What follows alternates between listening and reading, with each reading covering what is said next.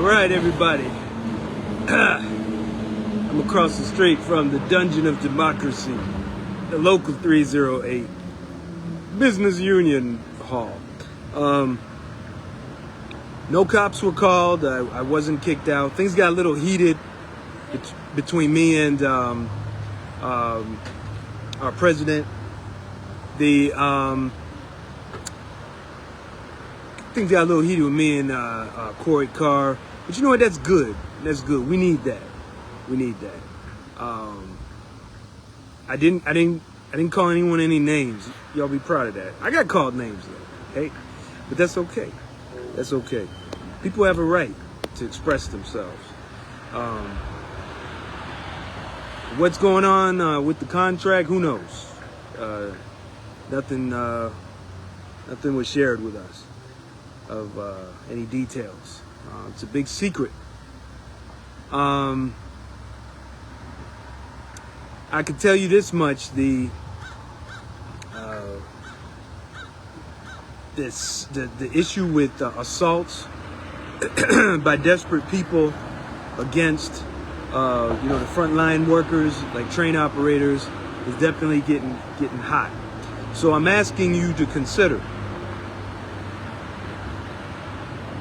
when we use policing as a solution, is it sustainable? It is a good short-term solution, right? But the root of the problem of crime is poverty, all right? And it's just a fact. We made some arguments regarding two-person crews, and I want you to understand, having conductors, two-person crews, is not a solution to crime. It is somewhat of a deterrent to have uniformed employees present, all right? But the concern is, well, will this person be exposed like the conductors in New York City? Argument was, hey, they don't want two-person operation. They want one-person operation. So I found that it's astonishing to hear. But I know one thing. Just like the freight railroads, the CTA, just all these companies want one person operating and training. After one person, they want a robot. All right? They want to get rid of workers. Okay? So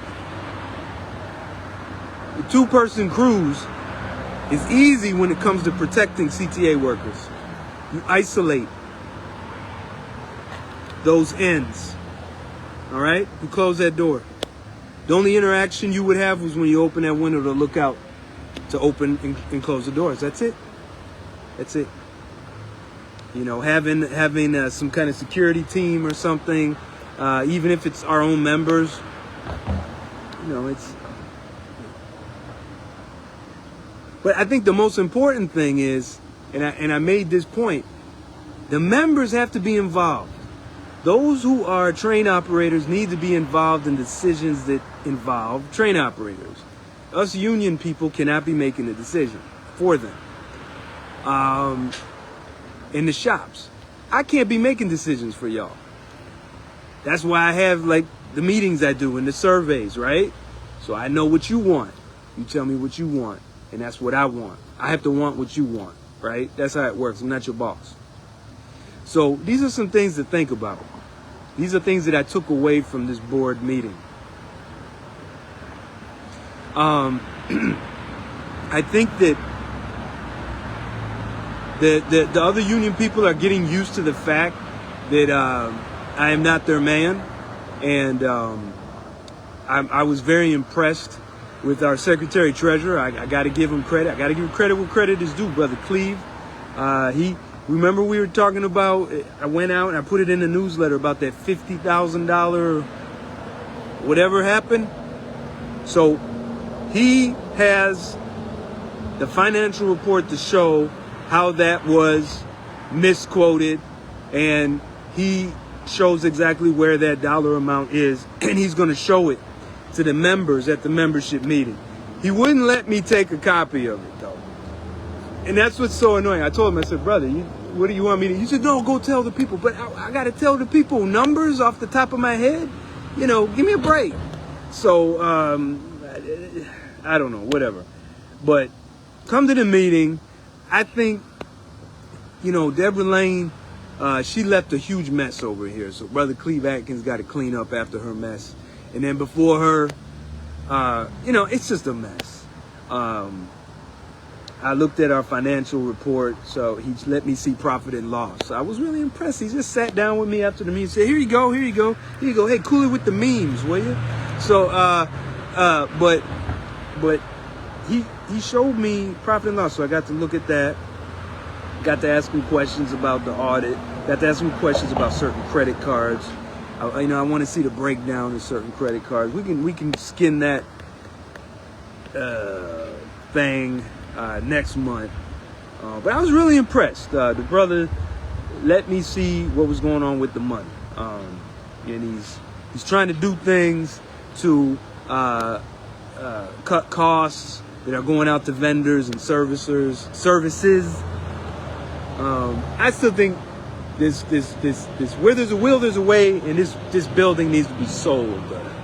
It is a huge expense, just the property taxes. We're paying almost 3 different types or 3 sections of 3,000, so it's like 9,000. It's just a huge amount of wasted money.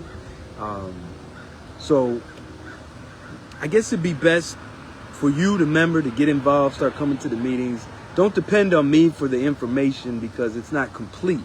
I do my best, but it's not complete. You got to be involved.